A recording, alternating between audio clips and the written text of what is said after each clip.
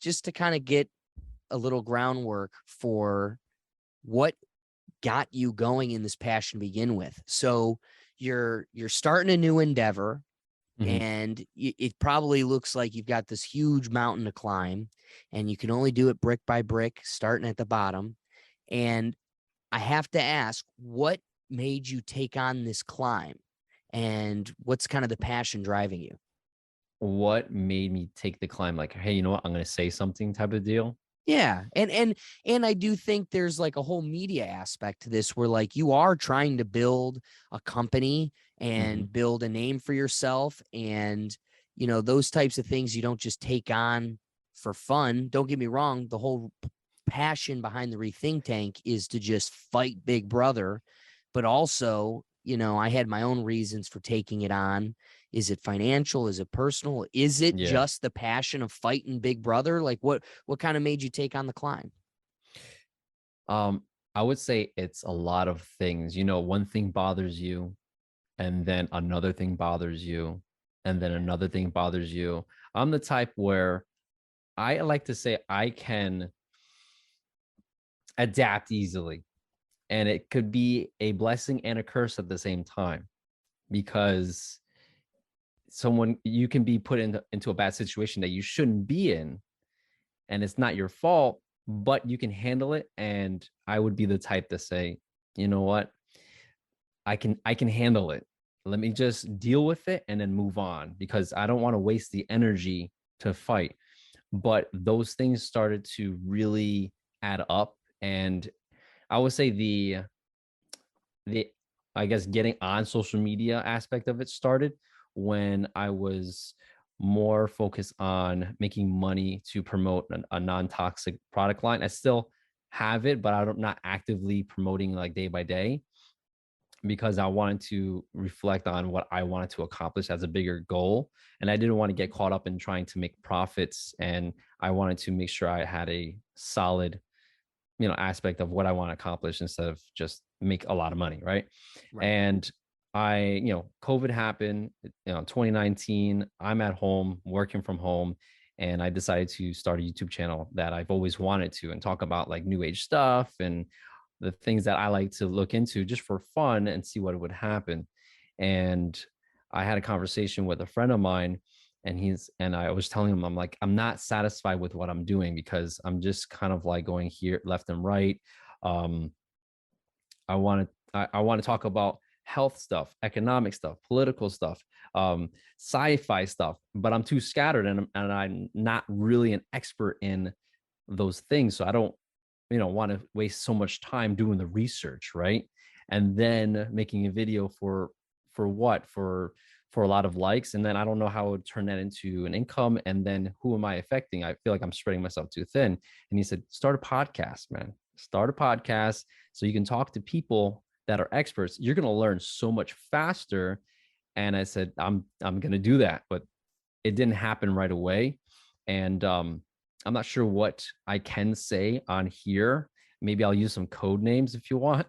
But we with work, we had to make a decision pretty much if we're going to get some medicine for the times. And I you know get stabbed, whatever Government you juice.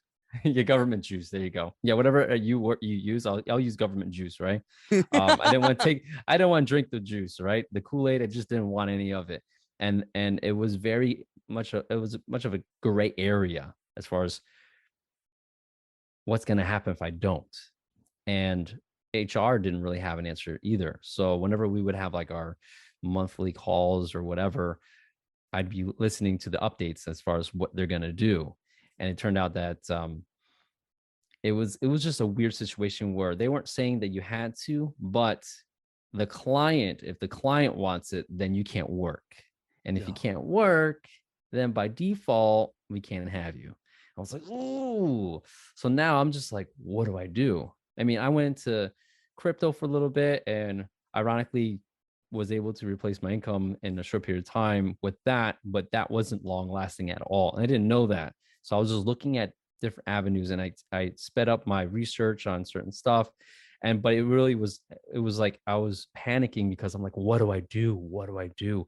I don't know what jobs are out there, and I don't know enough people that are thinking the same as me, so I don't have that community built up.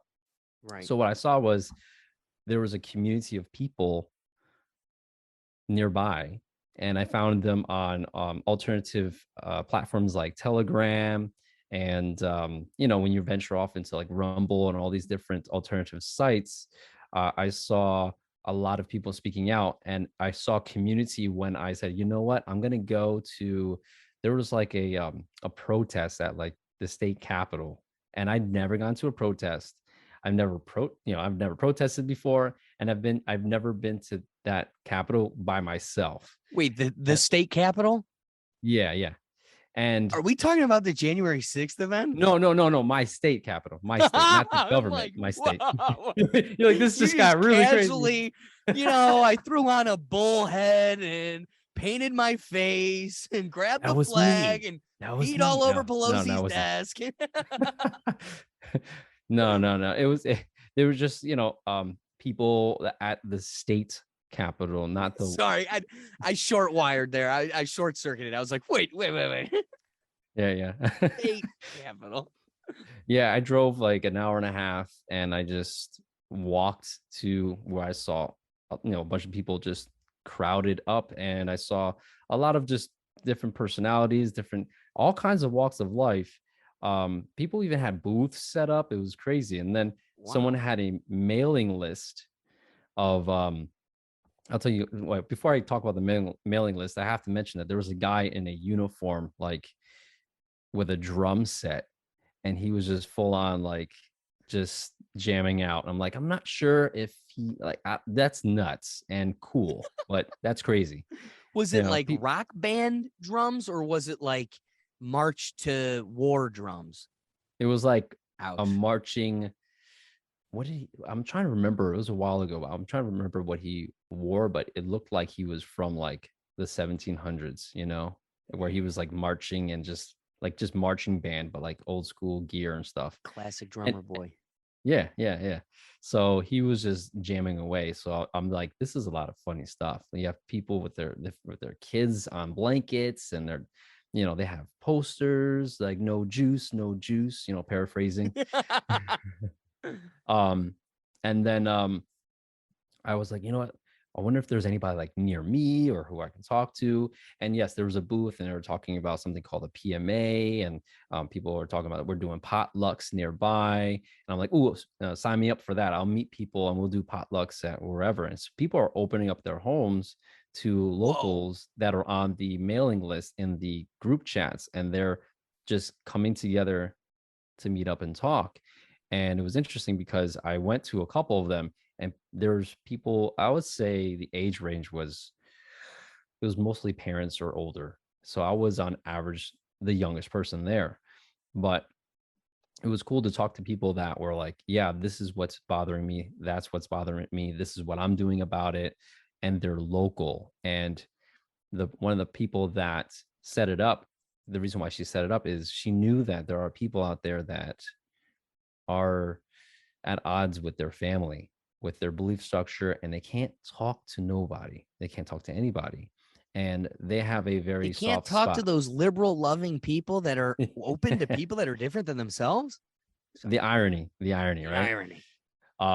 And so that's what they, to prevent suicides, to prevent people from being just lost and confused, and maybe give up on what their beliefs are, and just kind of like just go with the flow. Just they sought to give a community aspect of it. And that's why I was like, you know what, I would like to give back to that community and help build the community by going online, doing a podcast, having conversations that are on the empowering side, entrepreneurial, and at the same time looking for just someone to talk to or to hear that they're not alone. So that's why I wanted to go that direction, because I saw a lot of potential. But a lot of the people that I saw in those communities, again, were older, and they're not that tech savvy. And the ones that are, I barely saw them. I love that answer. I think it proposes it in a much better way than I was initially going to boil it down to. But at the end of the day, they forced your hand, and it was survival instinct. Is that safe to say? Kind of like, I hate making this analogy. I actually stopped saying his name on the podcast, and I will double down on that now because of the heat he's in. But AJ, that crazy guy from InfoWars, that dude is a sentiment to he wanted to stop. He was ready to stop his company. He was ready to retire with his family. And in 2015, you made a mountain out of a molehill, and you've made a beast to where he will die doing this. No matter if there's $0 in his account or $1 million, he's going to die on this fight. And I don't like putting it in such intense terms, but what I relate to from your message is I feel similar, where this wasn't supposed to be the road. The road was always for me to settle as an attorney quietly in my corner. And now you've made me more passionate about this than having a family, than having to see my career develop. All of that takes a back burn to this. And it's not because I want to have the big Joe Rogan experience, or I'm going to turn this into the $1 billion Barstool Sports. The dollars and the views does not matter. It's the fight to me. That is, it's important because, I went to law school. I could have gone into any facet of law. And by the end of law school, every person asked, what do you want to practice? And totally, it became First Amendment law. That was the best course I had, and grade wise. But then also, all this did was entrench me in that. I would never have taken patent, trademark, and copyright law.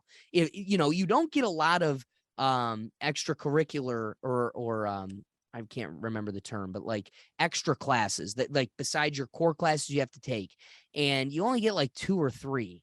And I wasted one on trademark and copyright because I knew I was going to own this name. Nobody could take it from me. And so there were all these bricks that I had to learn, like, slowly building this wall that otherwise would never have existed. I would have just hit around and swiped on TikToks and played Fortnite till the day I died.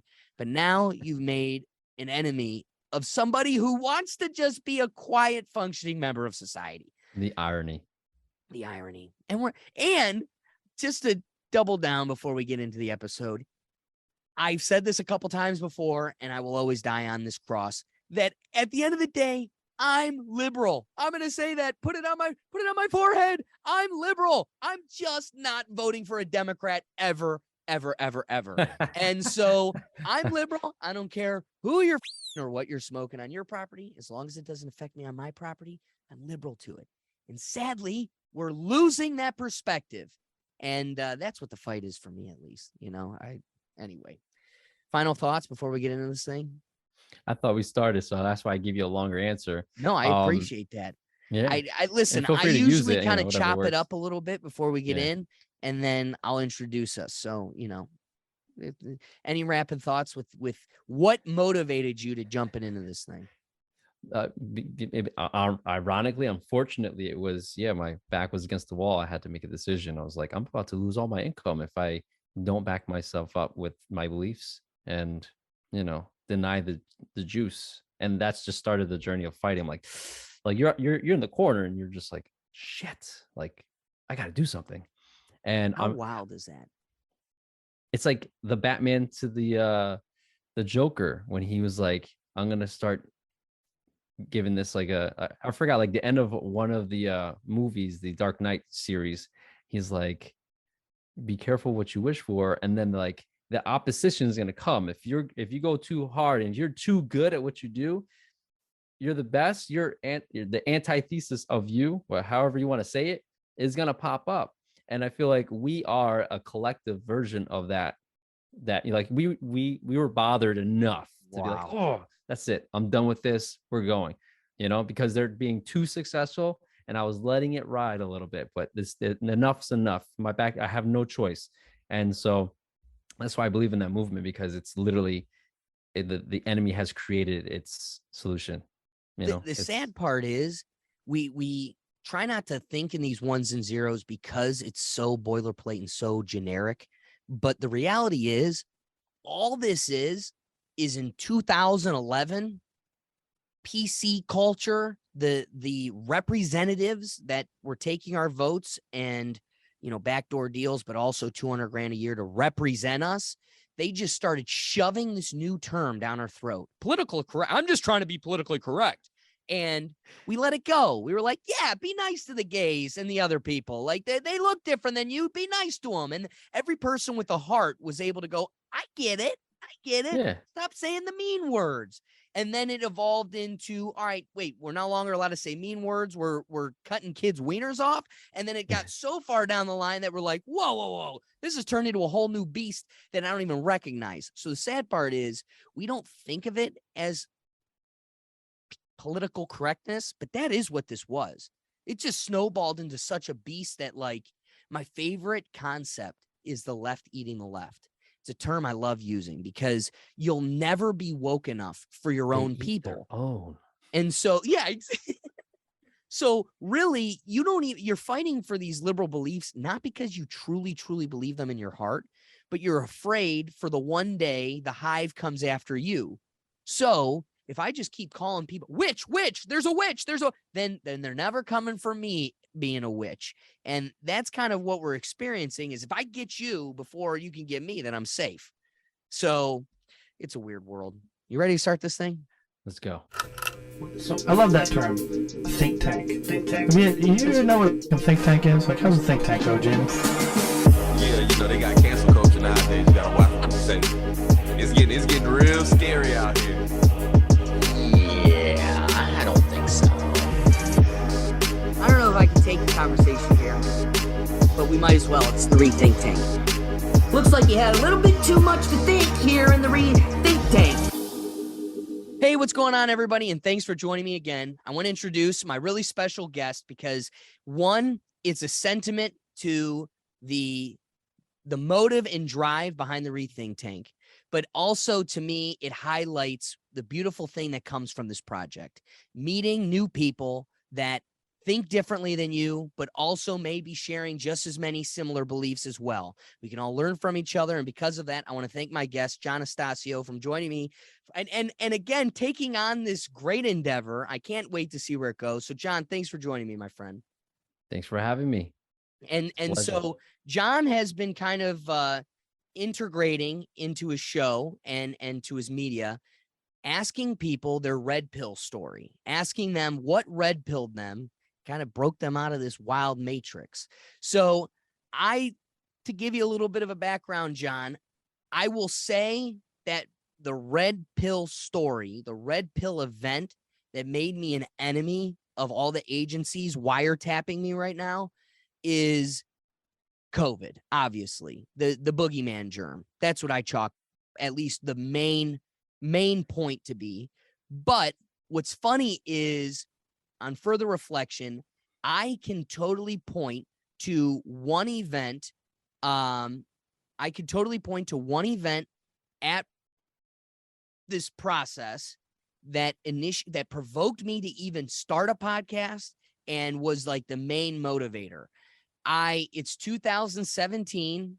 For a year now, I'm driving a Sprint in the winter, and people are yelling at me that the Sprint service sucks. And it's like, yeah, I know, folks, we're at Sprint. And every day I'm listening to Joe Rogan, and this is before there's 1 million+ podcasters out there, but his narrative kept going. If you think you should be doing this, then you should do it. Just start it and do it. And I kept going, that's me. That's what I need to do. He's talking to me. He's not talking to anybody else but me. And I go off to law school. I'm stranded in the middle of Harrisburg, Pennsylvania, and all I keep getting is news articles about they're coming for Chief Wahoo. They're coming for Chief Wahoo. Now, granted, they don't officially pull the Cleveland Indians and with it Chief Wahoo until 2020. And so we were able to get another 2-3 years out of the name, our logo, our mascot, everything. And there's always been murmurs about the Indians being racist. But it wasn't until like 2016, 2017, there was a hard push for, at the very least, we need to get rid of Chief Wahoo. And it drove me nuts that every article, every clip, every conversation about this was from one perspective, the ignorant perspective. And it was just trashing those that supported this name and this team. And again, further emphasizing the ignorant perspective.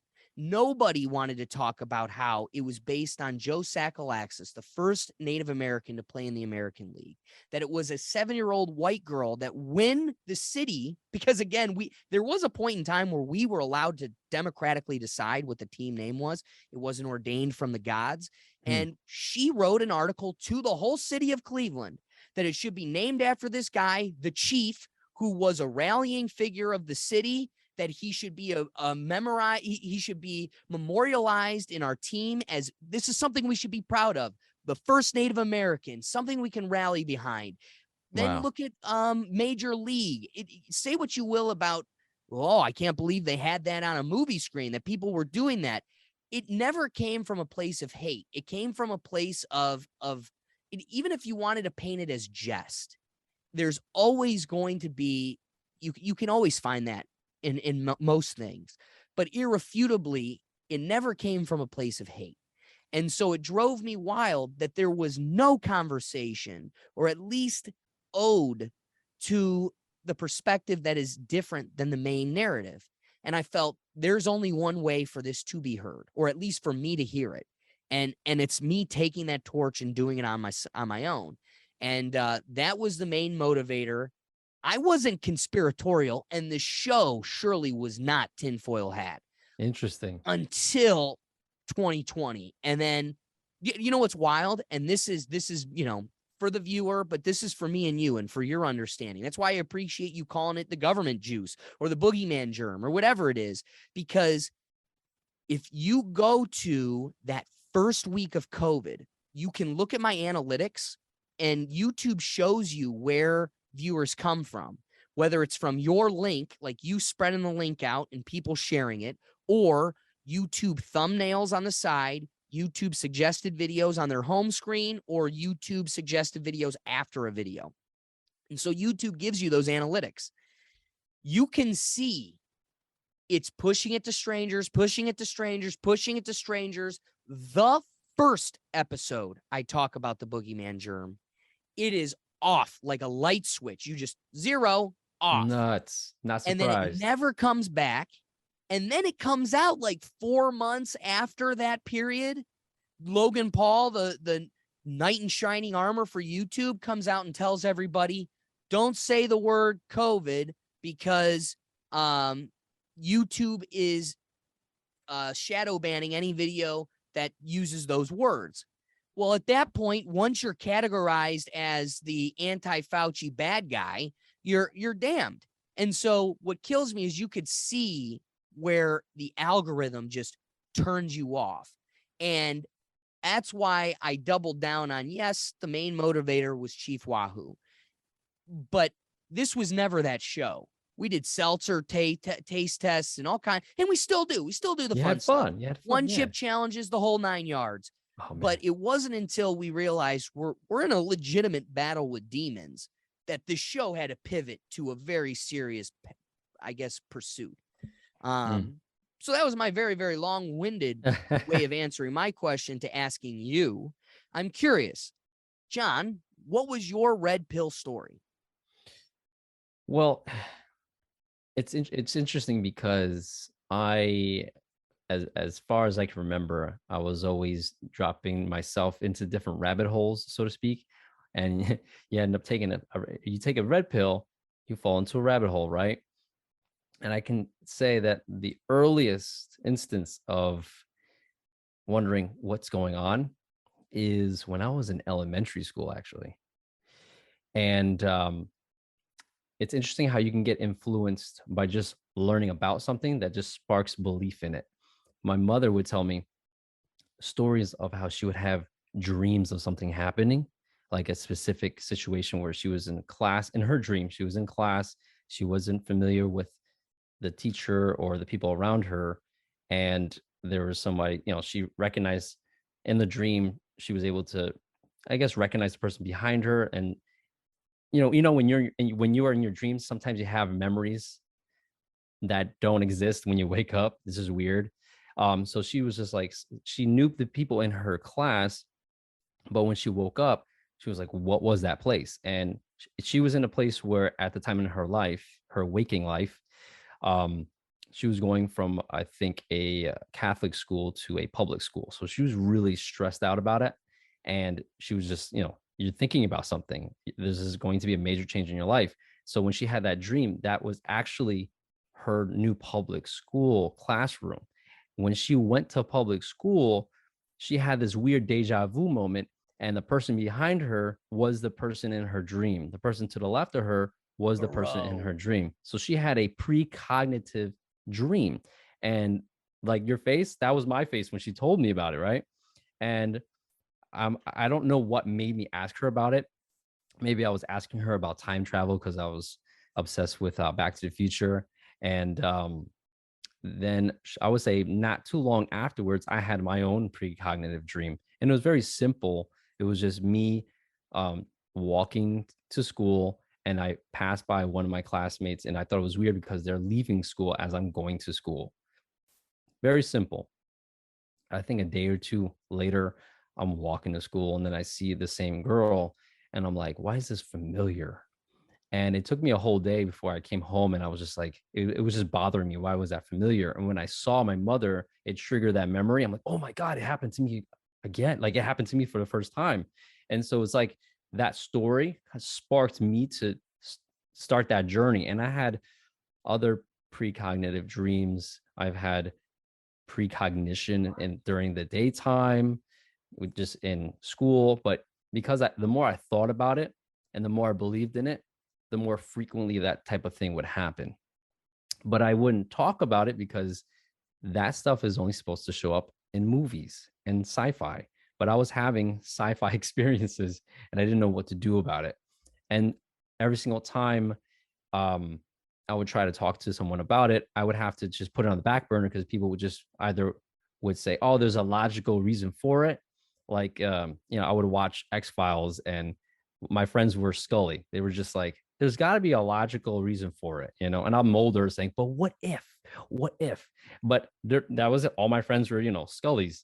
And I hate to use a reference if no one knows about it, but it's just that logical person that wants to be scientific about everything, right? Even without knowing it, you can put together. And also, I think that is, especially my audience, that's the vast majority of people that they're associating with. I mean, at the end of the day, I cannot prove to you that the earth is flat.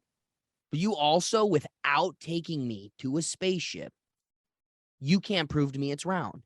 There's a lot of science that you operate on. And at the end of the day, where the science lies in my life currently, I am left and forced to operate in a world where it is certainly round. And I won't say that out loud for too many people because then you're instantly damned.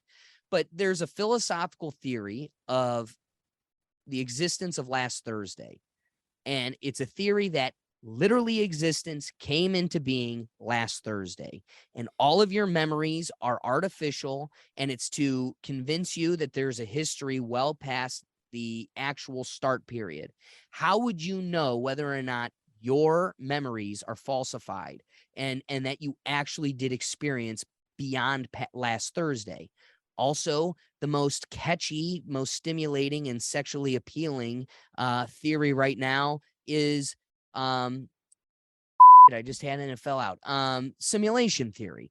You like again, simulation. This is the philosophy major in me. Simulation theory, the existence of last Thursday, round Earth, flat Earth, all of those are equally as provable. And you go, and I'll take out round Earth because I get it. You're all bitten by the bug. But there's a sentiment to the way you think versus the ones and zeros of the more sensical thinker. And it's that they have you're wrestling with theories and ideas and trying to grow. That doesn't mean you buy them. Doesn't mean I subscribe to that theory. But your inability to wrestle with that or even consciously consider a different theory shows that even if that other theory were to be the case, it would be impossible for you to see it. So I never watched X-Files. It seems like something that I'd be interested in and I should You'd jump love on it. it. But I definitely relate to, what was it, Sully or Scully? Scully. Scully. I relate to that character because it is what we're surrounded by the most. And it's because the masses that does surround us, we're not only trained to not have the ability to theorize and play, but because of that, anecdotally, I don't think they could ever learn it. At this point, their brain is crafted in such a way that they only think in ones and zeros. And no matter what you spoon feed them, it doesn't exist. And that is a real struggle we're dealing with because the vast majority of them are brainwashed in such a way. Yeah. And it's interesting because going back to that show, eventually she has something that happens to her, which forces her to accept a different reality that makes her now that person where no one believes her. And I took note of that. And I thought, well, I'm going to continue to have interesting, experiences, and I'm going to test those experiences and build off of those, and then incorporate those experiences with friends that don't believe me. Ooh, And that's a fun exercise. I yeah, like that. and one exercise I did was I didn't think we were going to go here, but I was working at, this was like a while back, like let's say high school. I was working at a grocery store and I'm on break with my friend, my best friend at the time. And I had this thing that I was doing where I saw the movie Matilda and I thought it was really cool that she can use her brain as a calculator. And I like time travel stuff because of that experience, right? And what I would end up doing is we would be on break. We know what time we're on break. And I would tell my friend, hey, I'm going to try an experiment. I want to see if my mind can tell me what time it is without looking at the watch for a while, right? Let's just see what happens. And we have 15-minute breaks. We sit down and let's say it's 7 o'clock, or we have to go back by 7:15. Cool. So I'm like, we have our conversation. And then all of a sudden I'm like, hey, is it 7:10 right now? And he's like, it's 7:11, close. All right, cool. Then another day goes by.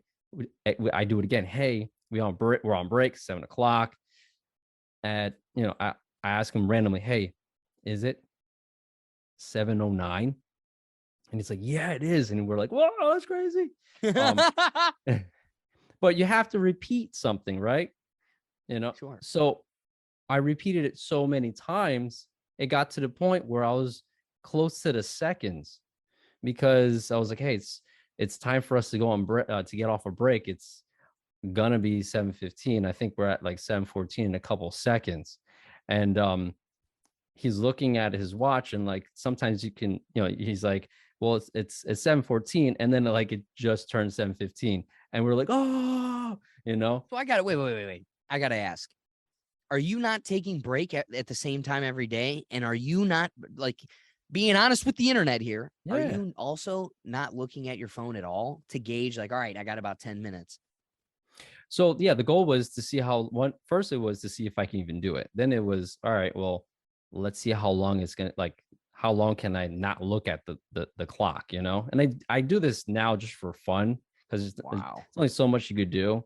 And but like I like, you're getting ready for work in the morning, you take your shower and you're like, oh man, how I don't have a clock in my shower and I don't know how long it's going to take, but I would like to take 10 minutes max, right? And sometimes I want to be 5 minutes. I want to be in and out. I don't want to get used to the warm, hot water and then get all comfortable and like never leave 30 minutes later, waste a lot of time.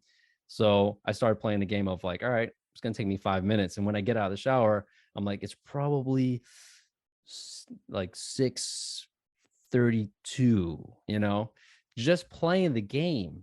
And there'll be a bunch of times where it's like 31, 32, 33. And I wanted to strengthen that muscle of using your brain to do the heavy lifting. But that's just one little thing, right? And I'm like, that kind of sparked my interest in like, what else can the human body do? What else can the brain do? What else is there to this reality? There's a lot of stuff that we don't know about. And then my curiosity would go into different rabbit holes. I would give that question a chance because I had my own experience. And then when COVID hit, I was already, trying to figure out what was going on. And I'll tell you one thing that was really interesting. This was, that was my rabbit hole, but I can go into something else. But that was at the end of the day, that was my rabbit hole. But I did want to mention that I found this website that was pretty much showing you how you can heal with sound and diagnose illness with sound. Don't even get me started on the conspiracy theories of like, do you notice like a new church goes into a closed down Sears? Notice they're not building 3-story organs like they say they did 200, 300 years ago. I confronted my dad, who's an engineer, and we can't do that. We can't. We've convinced the public we can. We just choose not to. But do you truly believe that when all of your new churches and stuff go into closed malls? And so my theory is that there's a hidden past, there's a past to the human race that they hide from us. That I think the pyramids, just like the ones in Mexico versus the ones in Egypt, all were a way of siphoning an energy, either dispelling an energy or siphoning the energy. Just the coordinates, once you go down that rabbit hole, it only highlights it. And they made an enemy out of one of the greatest. They say trust the science. I mean, John, shut the hell up and trust the science, you bastard. But also, one of the greatest American scientists to ever exist became an enemy of the state when he tried healing you for free, when, he could just heal you with waves, vibrations, and frequencies. And they were like, oh, yeah, that Nikola Tesla guy, we should kill him now because he wants to give you energy for free and he wants to heal you for free. Murder him. And so he had to hide in a hotel talking to pigeons for a year or two. So I guess all I'm trying to just emphasize is not only do I believe that with my whole heart, but that is the hidden past. Like, I truly believe that's our fight, is digging up the past that they hide from us. And that is the science that's going to evolutionize what we call our society and our community. Because I think we are convinced we're at the pinnacle, at the apex, but the reality is we're just rediscovering what was well beyond us. Go look at the World Fair and tell me we're ahead of the game. Oh man, you mentioned a couple of things, and each of them deserve their own conversation and their own hole, podcast, right? Pyramids, pyramid, flame in the middle. It's the similar tech as Tesla, where you have to have water underneath it, and then the shape of the pyramid, there's an energy flow to it. So there are people that have taken a photo of it, and it shows energy like a I guess what do you call it? It's just a line of energy coming straight through the top. Wow. Under a different, frequency lens. Right. You got like that. UV. Yeah. So I can tell you stories about just what pyramids do, and that was just a fun thing. But I know what sparked that offshoot was the sound healing. And the reason why I brought that up, and I felt it was more relevant to your red pill, because I was on the side of, people are getting sick. The news is the news. There's only so much they can lie about. And so I'm like, I just fell into this website and I'm like, oh, this is pretty cool. I mean, it makes sense based off of what I already know. Frequency does affect our atoms, sound. Okay. Remember, I have to talk to you about a story that involves a chicken and a duck. Okay, I'm writing it. But yeah, this woman, she has this weird experience when she's a kid. She goes into the forest. I think she saw something like a craft or a flashing light, and then ever since then, she can diagnose people's illnesses just by the sound of their voice. And so she reversed that into a software, and now that software can give you your readout based off of your voice, the inflections and all that. Now, and does it need an old audio file to compare it to? Like this is your bass sound no. that we're just Um, giving off a frequency regardless, like a mhm, noise wave that mhm. wow. Well, if Wow. you think about it, everything's Sense. connected in your body. So if you have a sore throat, your voice is going to sound a little sore, um, because of the shape of the vocal cords in your throat, and there's something in there. But what else is there affecting your vocal cord, right? How much water is in your body, how much muscles you have, how much sleep you've got, how much certain vitamins you got, because they all play an intricate role. And I was just amazed by that. But this may, I'm going to be very careful on how I say this, but she was talking about this, and this is pre-juice, pre-government juice, right? She's talking about the virus. I'm like trying to skip over these different words here. Isn't it a shame? But we Yeah, live in a yeah. free country where you can say and think how you wish. Right. So whatever's on the news and attacking people, right, in the air, 6 feet away, um, she was able to diagnose or at least record people that had it and was able to isolate it. And she's like, the signature, because she's done this for a while, the signature of that is weird because it didn't have the same signatures of natural I was about to say biological nature. stuff Okay. of nature, right? John, you're insinuating this didn't come from a bat. Exactly. And that was before anything. That was before any of that conversation even started. So I was like, well, I'm not surprised if something leaked out of a lab, but we'll find out later on. And I just put that on the back burner because, that was just cool to hear. And I was more interested in, learning how to learn about my health. But again, I didn't want to spend the money on like the thorough breakdown, but I did like a free sample, and it gave me way too much information, but it made sense. And I thought it was pretty cool. I thought you'd appreciate that. But if you want, I'll go back to that duck and chicken real quick. Duck and chicken and the duck. Because we were talking about frequencies and all that stuff. Again, this is another red pill, moment story where I'm listening to. If you're familiar with Ancient Aliens, then you're probably familiar with David Wilcock. Is that the guy with the hair, just like the meme? Everybody knows that's not him. It's Dang. funny. It's not him. I know. Everybody references that guy, he says aliens, right? Well, also, he I think why everybody resonates with his hair is he probably just did this so many times, and then it just like looks like the Frankenstein's wife's hair just coming off the top of his head. Yeah, he probably did it, and they're like, forget. keep it, just keep it. It's gonna be your thing. I don't believe you. Now it's like, whenever I bring up someone else, they're like, you mean that guy with the hair? Yeah. So it worked, right? Right. So this guy, David Wilcock, he does, when he was younger, he read like 300 books before he got into high school. This guy's just nuts. Loves information. Doesn't have a lot of girlfriends, but loves the information. And that was true.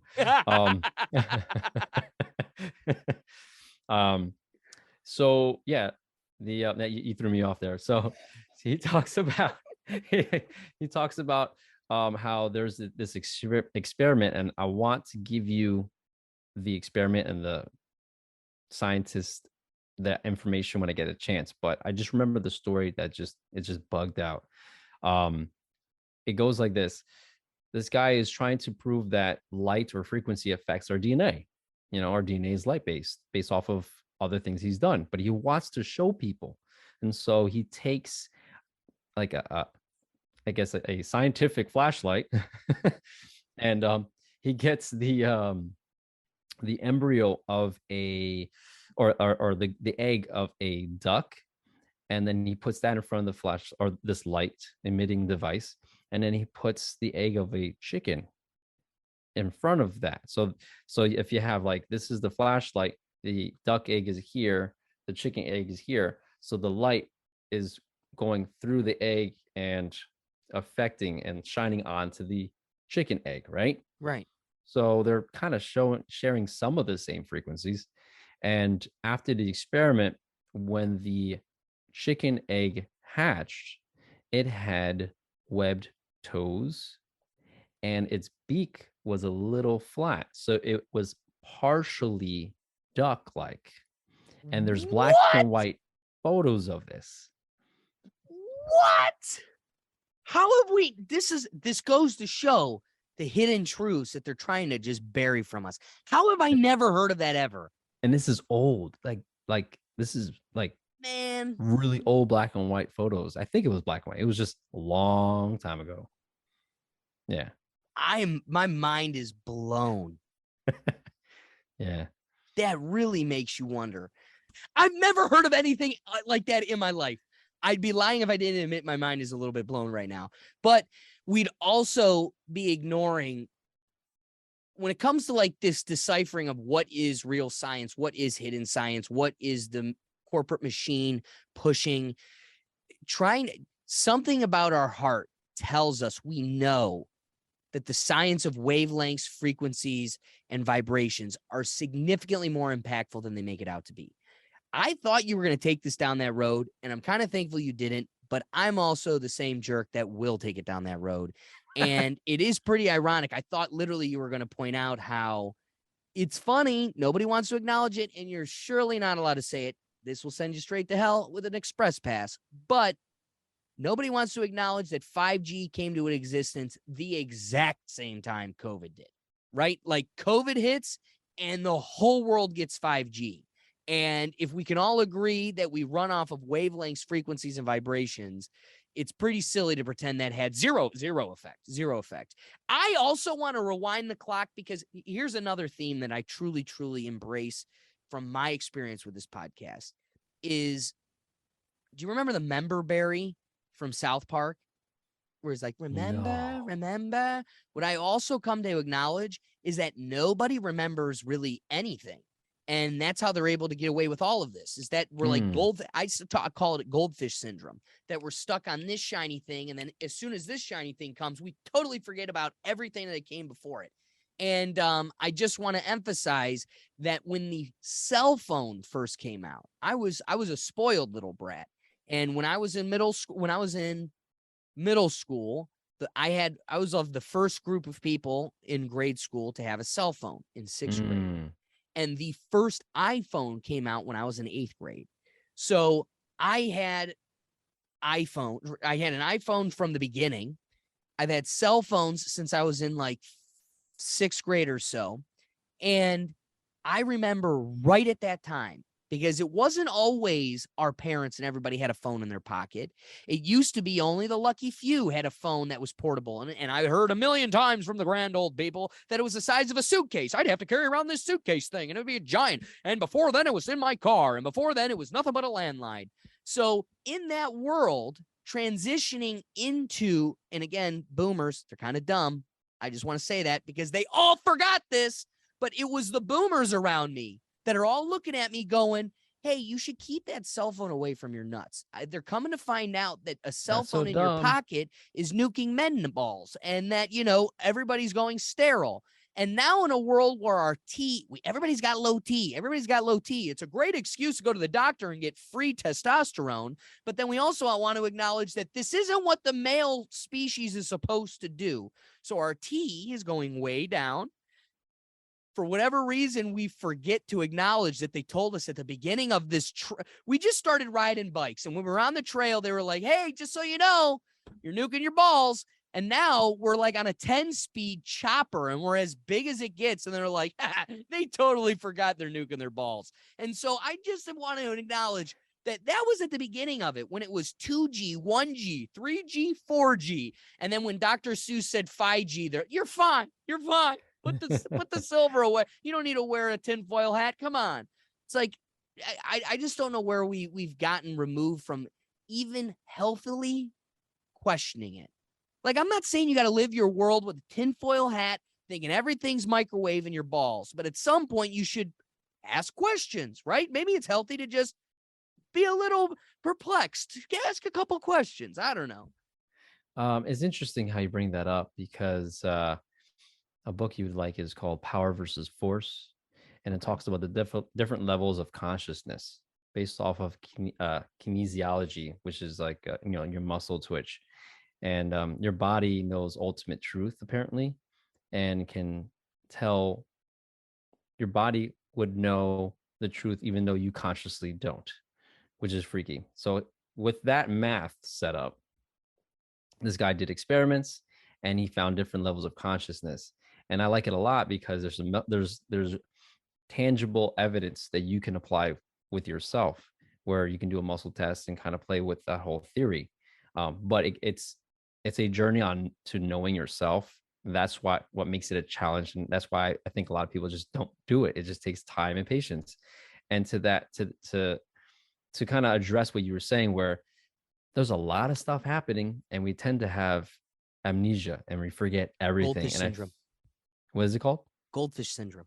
Goldfish syndrome.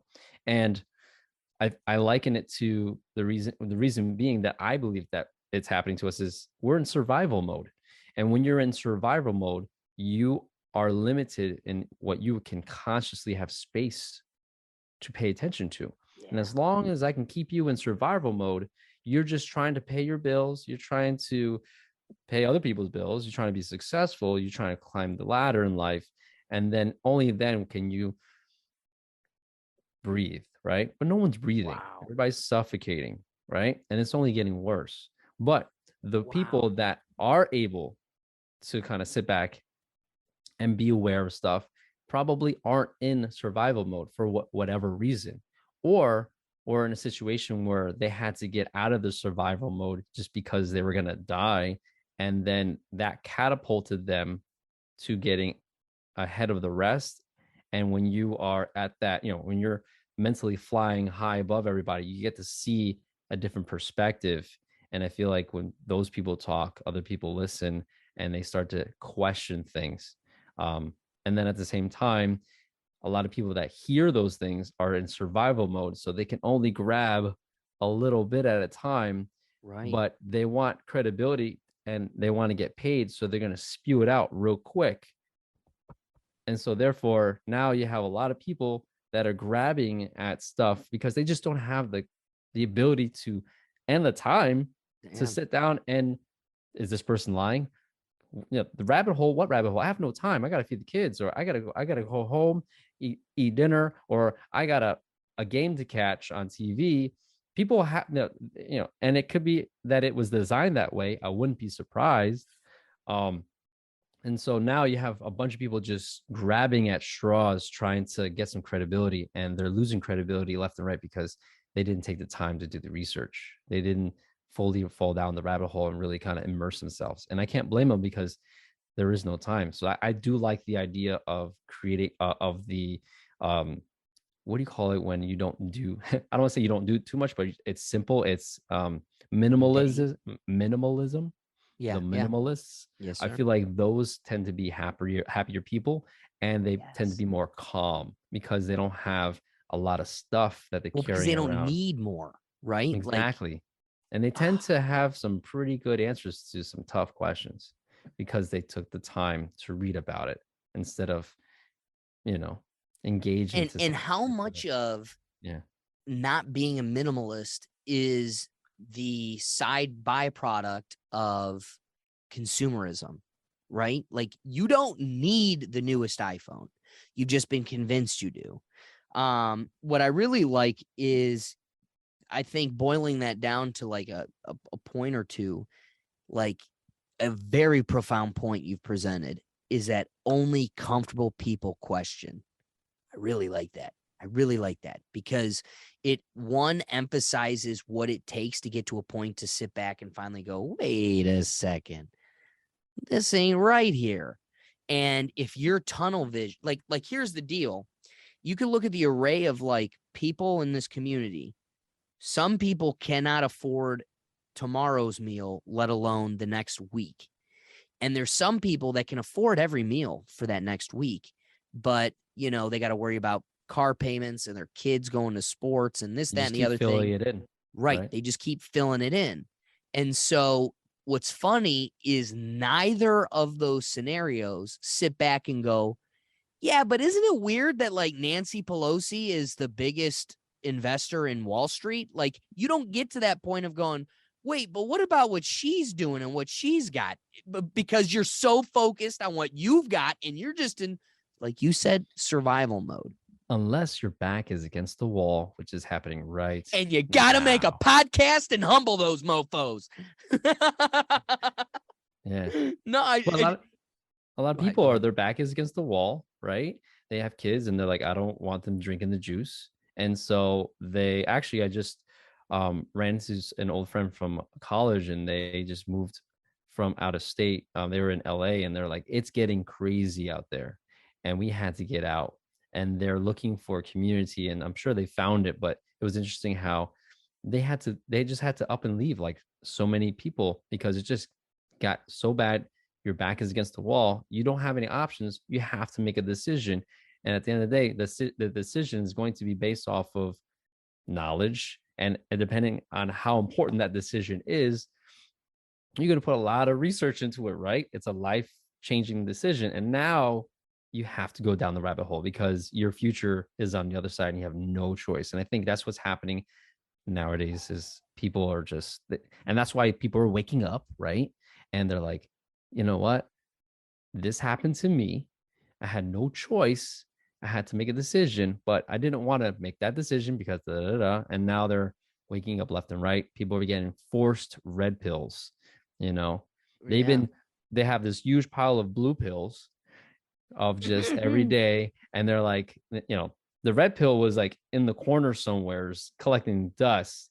And then the blue pills just started tasting so bad. They're like, where is that red pill? Because I was told that red pill has some answers. And so red people are just, they're looking for answers. And I want to be one of the people that are taking the time to talk about the answers that I found. Right. No, I love that. I love that. And you made a passing comment when you were talking about how only comfortable people question things. And you had mentioned I wouldn't be surprised if it's designed that way. And the reality is, I'm not one to make bold-faced claims that I don't know with a capital K, totally. But that's one that I'm willing to make the leap, and I'll put my neck on the line and say that was 1000% designed that way. Think about how wild it is that Henry Ford created the 5-day week, 2-day weekend, and it was just on a win. Like, one man has created the only thing our parents, because their parents lived and died this way. This one human being, he could have picked a 3-to-4 ratio. He could have picked a 1-to-6, but one guy ordained by God picked one way the capitalist week will look. And Chick-fil-A to Taco Bell to Walmart to your accountant firm all use this formula. And it wasn't by mistake. And now living in this mundane hamster wheel every day, wake up, go to bed, wake up, go to bed, and you're trying to build a ticket to freedom outside of that, you realize very quickly there is no time. They dangle that little carrot to make you think, like the grocery stores in North Korea. They're just painted on a wall, let you think you can go buy apples, but the reality is none of it ever existed. You don't get a break. It's never enough, and it's just enough to shut you up, but not enough for you to do anything with your life that might be a threat. So yeah, I think it was totally designed that way. Okay. I know you're itching to close out here, so I've got one last wrapping thought that I'd like to kind of flush out with you a little bit. Sure. We went down this road. I hope not to it expands into too much, because again, like I said, I know you got to get going, but I really do want to address this because it was something that I didn't intend to be presented in this conversation. Mm-hmm. We kept snowballing one way away from it to ever address it again. But I want to go back to your personal interest in precognitive dreams. You presented an interest in daydreaming, an interest in dreams generally, but like something I may have briefly been exposed to but never truly thought about was like precognitive dreams, a dream where then something then unfolds in reality. What I love talking about dreams on here. I think there's definitely something more to it. the philosophical theory that I subscribe to personally, as of now, until my mind has changed throughout this endeavor, is that I think our spirit goes somewhere into another dimension, and we live through. If we're told there's infinite realities, that means there's infinite realities of me right now living the same life, but I'm wearing blue shoes instead of the brown shoes. And then there's just as many realities as those tiny variations as there are me being an ice cream scooper, a clown at the circus, and me being the local fireman. Like, all of those exist because infinity, baby. So in that world, I think your body turns off and has to charge, but your spirit doesn't. And that your spirit goes somewhere else. And that it we've also learned that through dreams, your dreams are trying to communicate with you. They're, like you said, if you're falling, that means something. There's all these things, you could break it down to where it points to or alludes to something in your life, as if as if your soul's trying to give you some additional experience to take forward with you. Mm-hmm. So that being the theory I've kind of subscribed to, precognitive dreams are a monkey wrench in that, in some ways, that like it's a precursor to the reality you actually live. Does that mean it's happened into another reality? Does that mean that it isn't this theory I'm presenting and it's something totally different? Is it, a cognitive delusion that your brain just makes for you, and it's just you and your brain experiencing this? All of those things I present to you, and I do that because I want to. What have you taken from this curious wrestling with dreams? What have you gotten? But also, where do you lie in all of this? Because I want to go further into precognitive dreams. I like how you wanted to go there. I appreciate that because I love that. And it's something that I've been working on lately because I had a breakthrough. Oh, so timing. I'm doing my best to keep the conversation narrow to the question, because then it's like, what about this? Tell them about that. I'm like, all right. Yeah, dude. Shh, they're not ready yet. No, and I'm talking like I have like people in my mind, right? Yeah. We all have, other conflicting thoughts, right? So precognition. I had an experience and have read a book that kind of solidified that, to make me believe that, yes, we have OBE, right? Out of body experiences. You have a soul and it's tethered to your body, and you kind of drift places. And there's interesting stories around people hovering over their bodies, and they're looking in the room. And let's say you have a desk, the desk is not still, it's moving, and the things that are on the desk are constantly shifting around. So they're outside of time itself, right? Oh, wow. So time and space. Right. So it's almost like, at the very least, you're aware of you're in your room. But when? And because the when is a question mark, it's a real view of potentials that you're seeing all at once, right? Oh. That's how I digested it. And I was thinking about time travel and kind of looping things together. And I'll share an experience that happened, but I was like, I think dreams are the best way, the only way your future self is able to communicate with your past self, because it doesn't go against the law of free will. Your future self, without breaking any rules, can't just appear in front of you and say, do this, do that, because you know that it's going to change everything. Because now your younger self is going to ask you questions like, all right, so I guess I'm going to be alive in the future. And then they're going to make some dumb mistakes and know that they're not going to die. So I wouldn't do that, because I know that myself, I would experiment even more. I'm like, I'm not going to die, so that means I can fly. Whatever. I'm going to jump off this building because I'm not going to die in the future. So, and I see time as a Twizzler, where you have the main strand, and then the parts that are rotating around it are the possibilities, but they have to keep tight. Wow. Right. Yeah. That's how I visually see it, and it's rotating, like DNA. Right. Go figure. Held together by frequency. So the so precognitive. So here's the experience that I had recently, and this could probably help somebody that may have similar dreams, or take a second look at your dreams. And what I started to do is, when you wake up, you have a very small period of time that you can remember your dream. So right when you wake up, just write it down. And that's why I did it, like, for like, actually it's been 2-3 years now. Not every day, but when it's like intense, I'll write it down. So I had this recurring dream of being in school. I haven't been in school for like a decade. And Right. why am I dreaming about being in school? And on top of that, why am I dreaming about always being late to class, not knowing where the class is? And then when some days when I finally get to class, I didn't do any of the homework, nor do I know what is going on. And it was frustrating, because I'm like, what does that mean? And I started something, and then okay, so what does that mean? It just was on repeat and different variations of that. And then one day came where it was a different dream.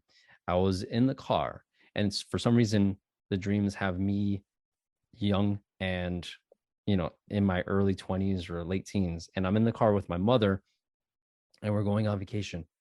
And then all of a sudden, I realized that I completely forgot that I was chosen to be a test pilot for a spaceship.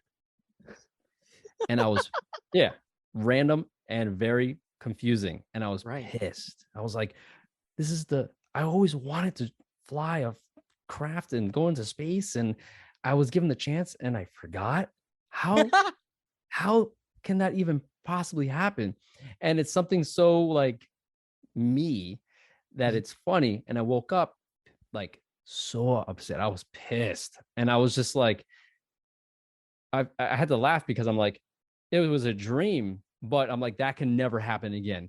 I will never get an opportunity where and then it clicked. I was like, oh, I'm not paying attention. I'm not planning ahead. I'm not organized. And it was like my higher self was like, all right, you're not listening. All right, we're going to give you everything you wanted and then take it away. And then I was like, you know what? Okay. So I got a planner. I started using it. I started planning ahead. I took action finally. And you know what? I didn't have those dreams. Actually, I had one dream after that about going to class and having my homework done and being prepared for class. It was like, you did it. Congratulations. So yeah. But then, now there's other dreams. And now what does that mean? And so now another challenge, and you can't know what they're trying to tell you immediately, because that's not fair. You say they. Is it you? Is it the ethos? Is it spirits? I don't know. Who's communicating with you, John? Exactly. Unless I talk to them face to face, I won't know. All I know is theories and concepts, right? And I know myself, and that's what I would have done. So probably. And I've done little experiments where, that movie Butterfly Effect, or the concept. Yeah. Oh yeah. So I did that to myself, and I pretended to have conversations with myself in the future with the answers. And I was in high school. I'm like, oh, I'm stressed about this. I'm stressed about that. And I'm like, if I was my older self, what would I tell myself? And I would just play with that. Wow. And I would get thoughts, ideas that at the time I thought was mine because I'm playing. But as I reflect on those times, one, those times are very vivid.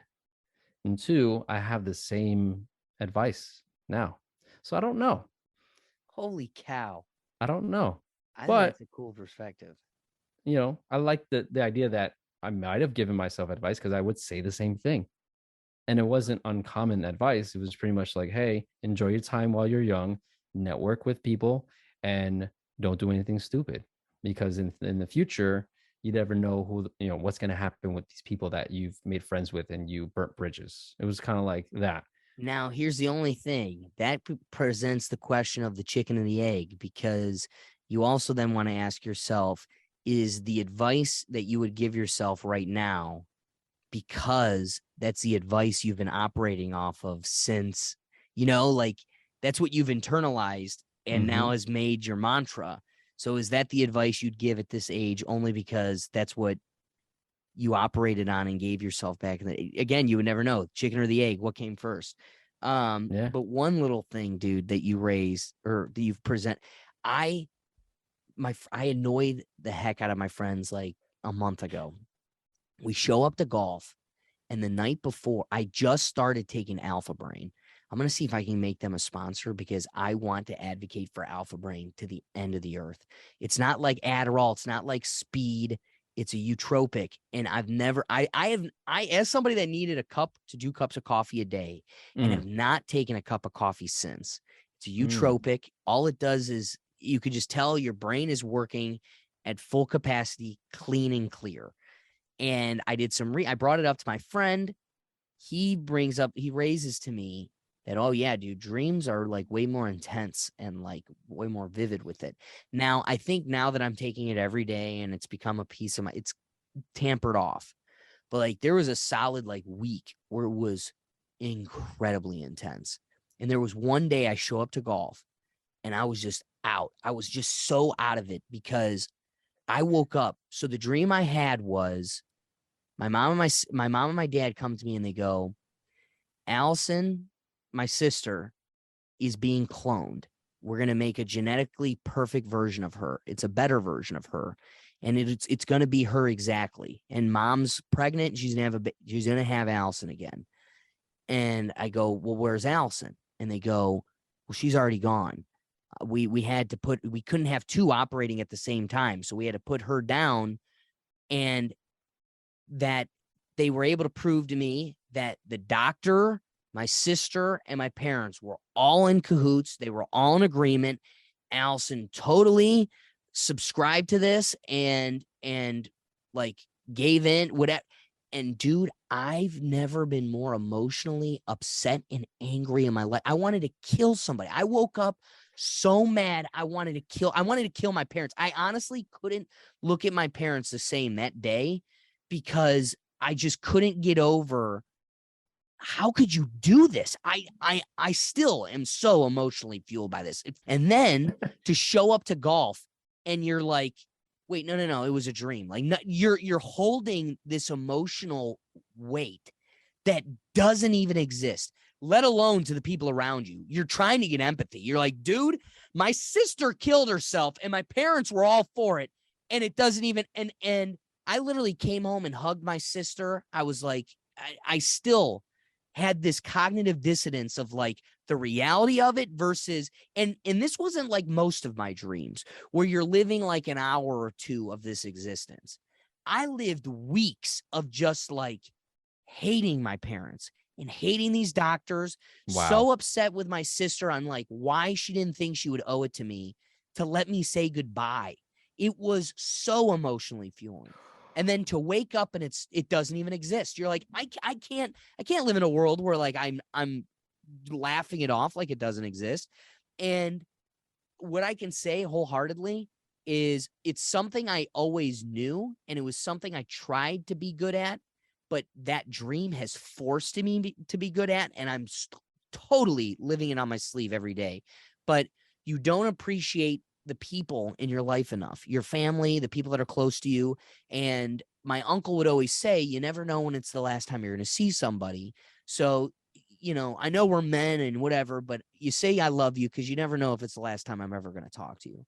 And I could say it had that benefit in my life, and I haven't been back to that place. I haven't had these types of reoccurring dreams where I'm losing someone and I never got to say goodbye. But I have to emphasize that was the most vivid dream I've had of recent.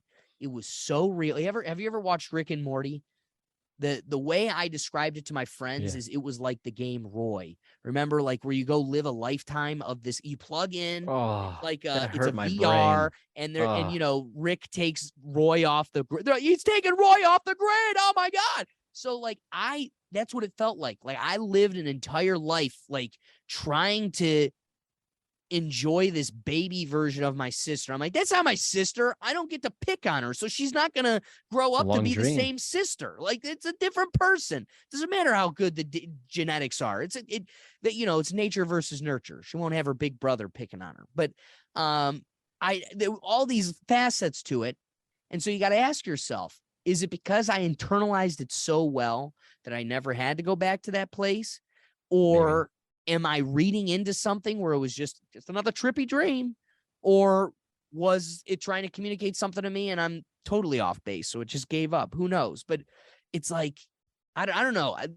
I just raise it because that was totally, and I swear to God, if it's precognition, I'm going to kill my parents. So it's almost like, again, it was a message and it was a sign that you needed to appreciate for whatever reason. Maybe you were going off the path and you're just too busy to hang out with family. And then your higher self, again, assuming something, said, hey, you know what? You should start appreciating, because you never know what could happen.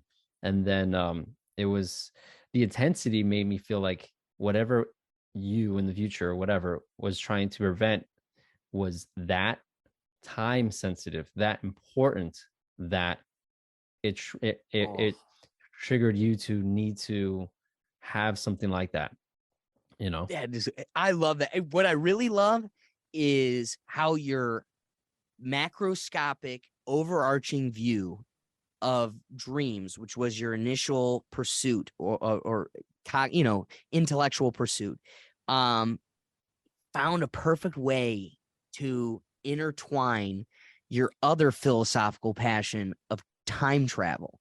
Because when you brought up time travel, I wanted to pick your brain on, there's all the different theories of how to do it and how it works and space-time, and is it really just pinching the space-time fabric and you're just really moving from like one point to one point, it's pinching these two together, whatever the case may be.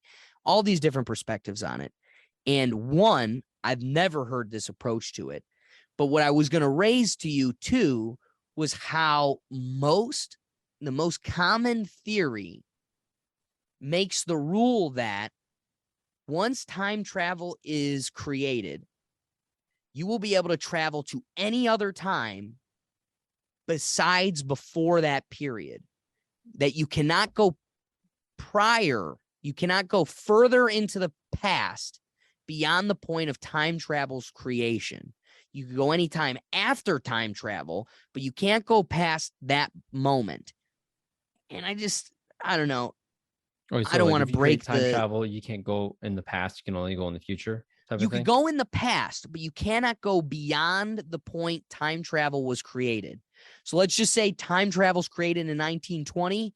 You can go right now. You could go back to 1930. You could go back to 1920, but you can't go back to 1919 because that technology didn't exist then.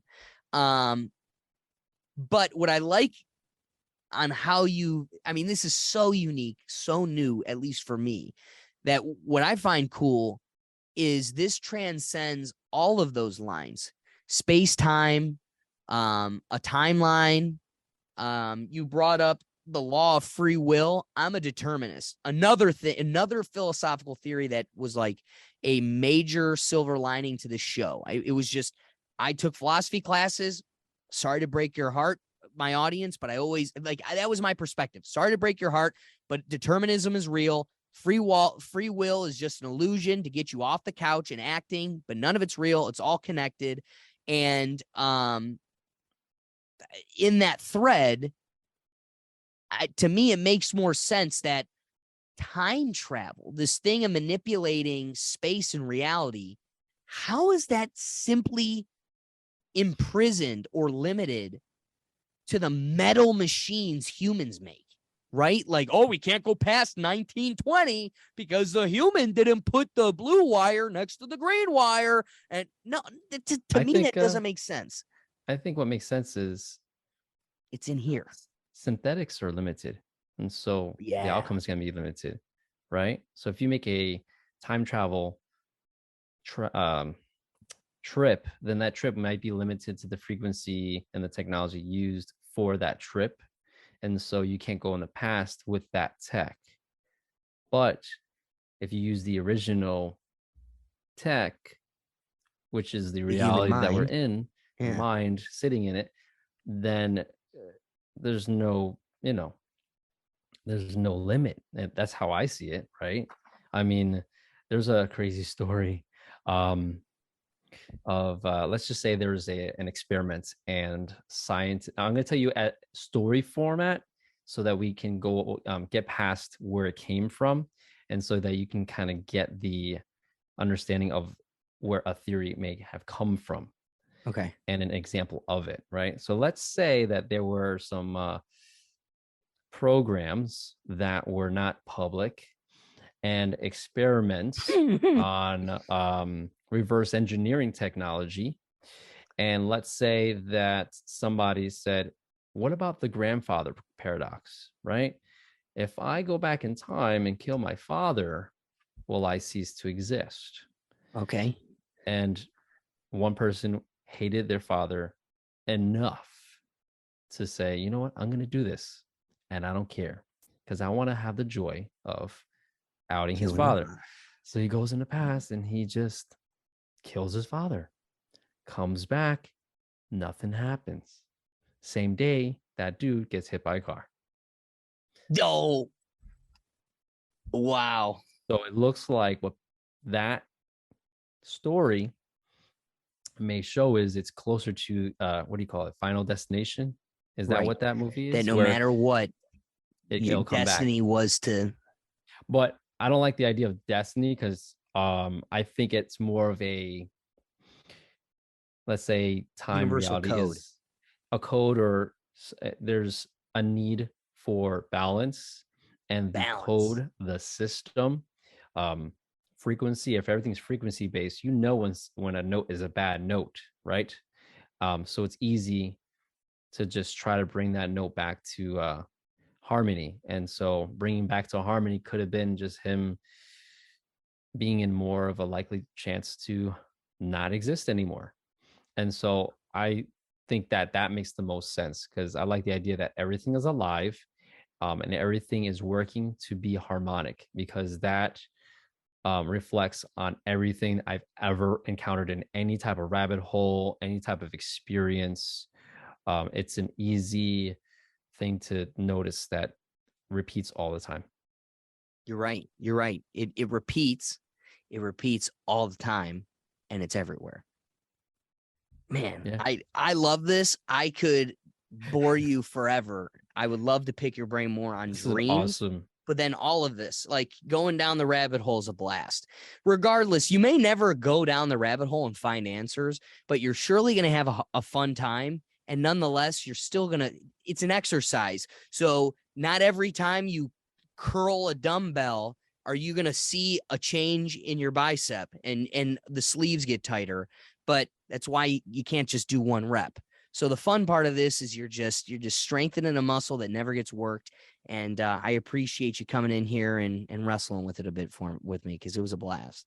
Yeah, I had fun, man.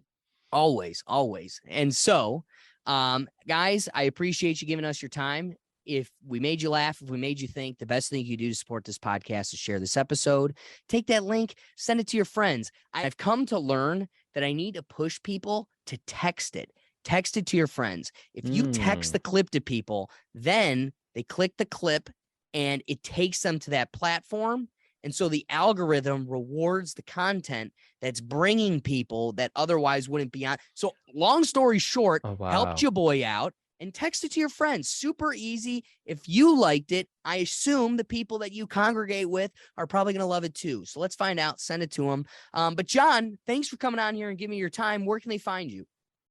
Well, you can go to newagehuman.com, and that kind of brings you to all the podcast episodes. I'm going to update that to have more pages on more content and potentially products that are like health related, just because as you go down rabbit holes, you're going to run into stuff that's going to help you maintain your health or just to kind of be safe as a person. So, and at the same time, I like to help entrepreneurs in that space. So who knows, they might pop up in there too. But newagehuman.com. You can go to at Jon Astacio, JONASTACIO, and that's my Instagram handle. That's where a lot of my stuff is, and then I'll be uploading YouTube a lot too. Perfect. Perfect. And what's the YouTube channel? Same, New Jon Age Human. Astacio? New Age Actually, Human. Perfect. Yeah. All right. Well, Yeah, make sure you yeah. go check them out there. We're going to have them on again because it was a blast. So, John, again, thank you for your time. You can catch all of our content on our website at www.rethinktankpodcast.com.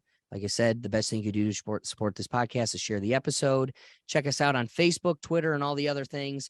But otherwise, we'll catch you on the next episode. John, thank you again. And folks, we'll catch you later. Peace. Peace. John, thank you, my friend.